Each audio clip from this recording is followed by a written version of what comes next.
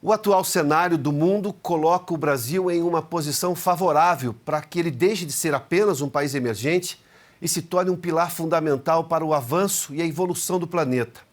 Apesar disso, a principal pergunta que fica é: a mão de obra brasileira, que é fonte sustentável da produtividade, está sendo preparada para assumir esse papel nas escolas? O que as futuras gerações estão aprendendo nas instituições de ensino?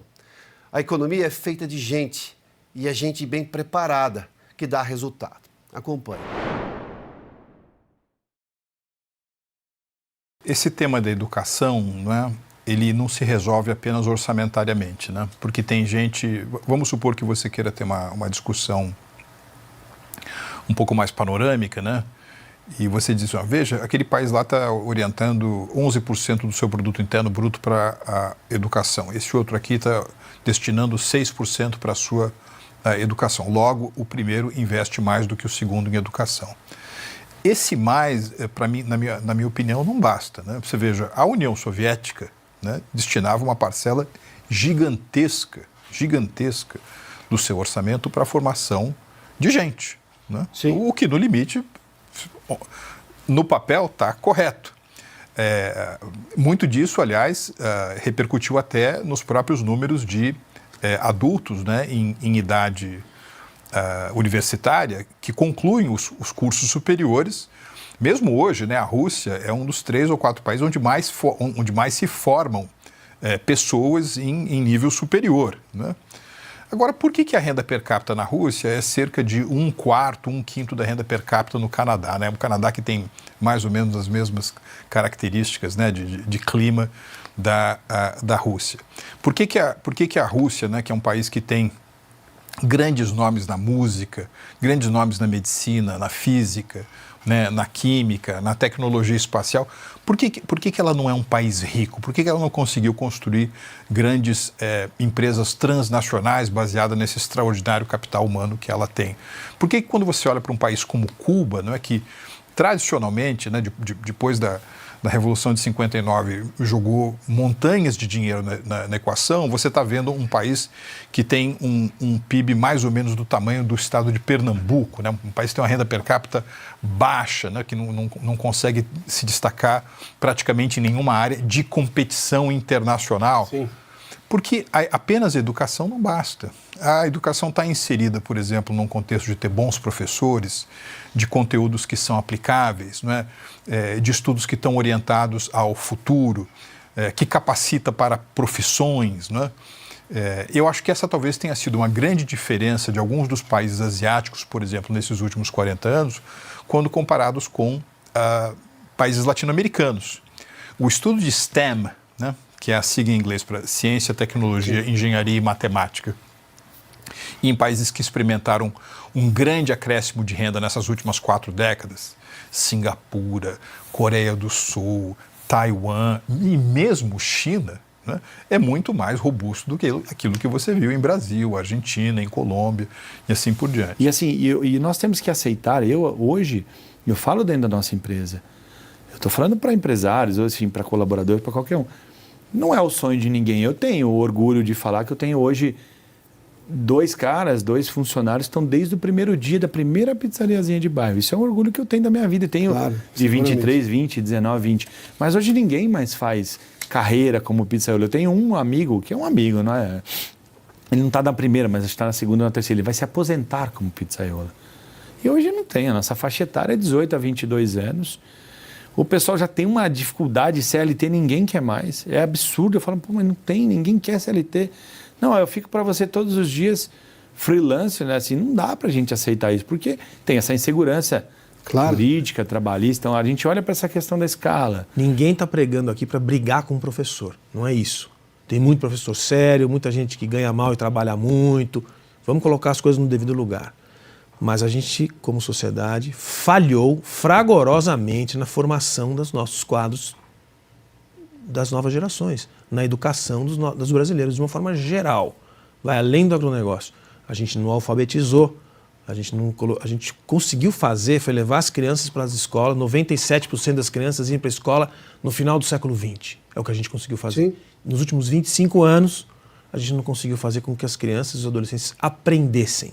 Então, nosso posicionamento do país em todos os índices importantes internacionais, PILS, PISA, etc., são todos muito ruins e estão no mesmo lugar há 25 anos. Então, não é o governo A, o governo B. Do último passo do bônus demográfico, porque a gente nem falou de demografia, sim, mas a coisa está ficando difícil, o brasileiro está envelhecendo.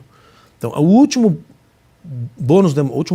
estágio do bônus demográfico, a gente tem uma oportunidade de levar esse universo de oportunidade, de trabalho e de prosperidade para as novas gerações. Se a gente não fizer isso, ensinando os professores, levando os dados, não é opinião, não é alinhamento ideológico, é dado, né? Como que dizia lá o cientista dos Estados Unidos, in God we trust, the rest bring me the data. Né? A gente acredita em Deus, mas o resto, por favor, tragam os dados. Os dados mostram que o nosso futuro está relacionado a isso aqui que nós estamos falando. E as escolas têm que levar isso para as novas gerações.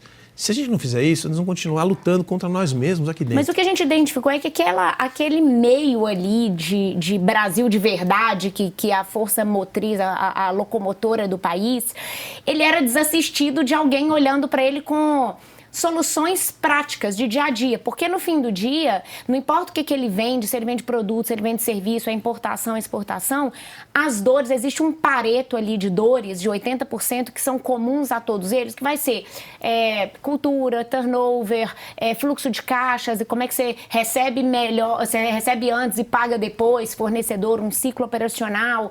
Então, aquele pareto ali de dores, ela é comum a todos eles e não tem ninguém que focava a partir daí que a gente identificou essa dor no ensinamento prático, né? Vamos fazer uma imersão de 3 dias, porque eles precisam de respostas rápidas, e a gente leva o conhecimento para eles voltarem dentro de casa, implementarem, eles melhoram o faturamento, melhoram margem e geram novos empregos. E a nossa meta de mercado tem a financeira, que eu comentei que é um BI até 2027, mas a nossa meta até anterior a ter definido essa meta é geração de empregos, é gerar 1 milhão de empregos até 2030. Porque no fim do dia, é assim que vai mudar o país, né? É ganho de produtividade, sim, é geração de emprego. É isso que no longo prazo não vai ser governo A, governo B, uma ação que a gente sabe que é temporária, às vezes até menos temporária do que a gente gostaria,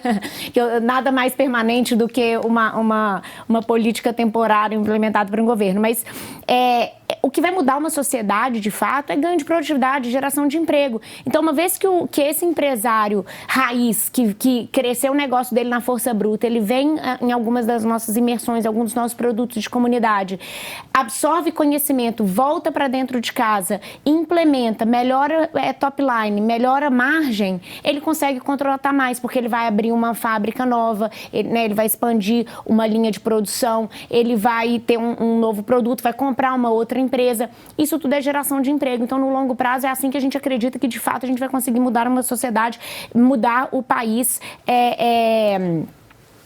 enquanto sociedade. Realmente é um desafio convencer, né? Na verdade, no passado, a gente tinha sempre um ponto que os jovens achavam meio que era um emprego de nerd, etc. Eles não queriam ir para esse negócio, né? Mas é um tipo de emprego que também tem os seus lados difíceis, né? Quer dizer, você às vezes não tem hora, você não tem... E muitas vezes os jovens estão focados nisso, né? Acho que a gente precisa fazer uma mudança um pouco da mentalidade, do entendimento, né? Do futuro que eles têm que olhar. E aí eu acho que é uma preocupação que a gente tem que ter também como formação, não só informação, sim, de que existe um futuro pela frente, né? A gente vê pesquisas aí que mostram que poucos jovens interessados em terem carreira executiva e etc., não querem ser chefe, não querem... O que, obviamente, cria uma dificuldade para que você possa crescer essa atividade. Então, tem que ter um papel de convencimento. A gente tem tentado fazer isso, né? Mas também, de novo, não dá para ser isolado. Isso teria que ser um trabalho incentivado, né? Porque eu fico imaginando, eu já vi várias iniciativas, quando as empresas percebem que elas são afetadas por um problema que, obviamente, não é da seara delas, elas atuam no negócio delas, no setor delas, mas elas percebem que aquilo é um problema, elas começam a atuar com o Estado, com prefeituras, com escolas, para tentar dizer. Você vê uma iniciativa nesse sentido? Você acha que isso pode começar? Sim, eu vejo as notas, eu era do técnico, eu te falei, eu vi as notas de cálculo 1 e cálculo 2 no curso de engenharia, meu Deus, sabe? O sujeito bombava no primeiro semestre. Depois passava, aí começou a entender que ou estuda ou não consegue passar de ano.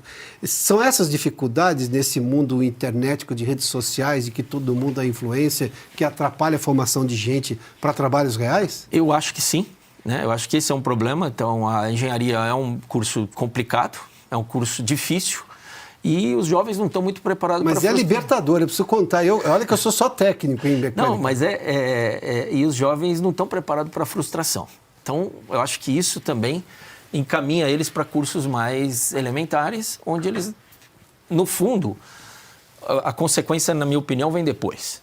Tá certo? Ele fica frustrado depois de formado com um diploma que não está resolvendo a vida dele. Aquilo que você falou, ciências sociais, etc., que obviamente tem o seu valor e tem a sua necessidade. Não, ninguém é contra isso daí. Isso, mas o problema é que buscar o caminho mais fácil não vai ser o caminho mais fácil lá na frente, né? Seguramente. Eu acho que esse é o grande problema que a gente está vivendo. Atalhos nunca resolveram o problema do planeta, da história da humanidade. Então, quando você não tem isso, né? Essa dificuldade de lidar com frustração, né? Pais jovens que não estão conseguindo impor isso para os filhos, ou não impor, ou treiná-los nesse sentido, está levando a isso, né? Esse afastamento das tecnologias, né?